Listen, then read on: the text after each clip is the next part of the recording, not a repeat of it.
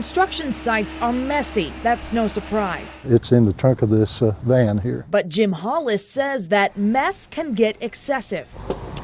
Is marked right there. It penetrated the tire right there. Jim Hollis had just bought his granddaughter this new tire. The new tire that was on the car for about 3 days. When she picked up a nail while driving around Cumberland Avenue. Then it blew out. Hollis contacted WBIR after seeing this 10 Listens report where I picked up a magnet full of sharp shards of metal from this public alleyway beside a private construction project.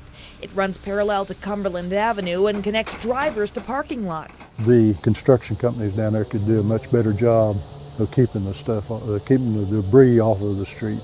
That was 1 month ago. We returned to see how the alley looks now. I saw some screws and nails in the middle of the alley, though many others were swept up against the building and out of the way of cars. I did find a number of sharp shards of metal here, though fewer than I found a month ago. So while I would call this site improved, I would say it's still not a great place to drive your car.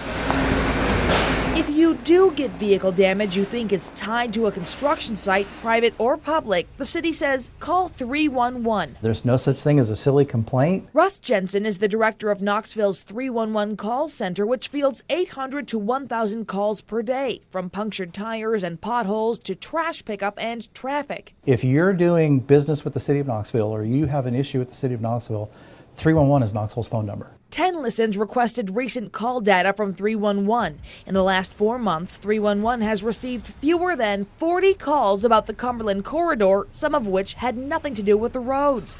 Only 2 complained of a dirty lot in this block, and there were no complaints specifically of tire damage from construction debris. If we don't know that there's an issue, we can't resolve it. Ann Wallace manages the Cumberland Avenue Corridor project and says this road sees more than 30,000 drivers per day.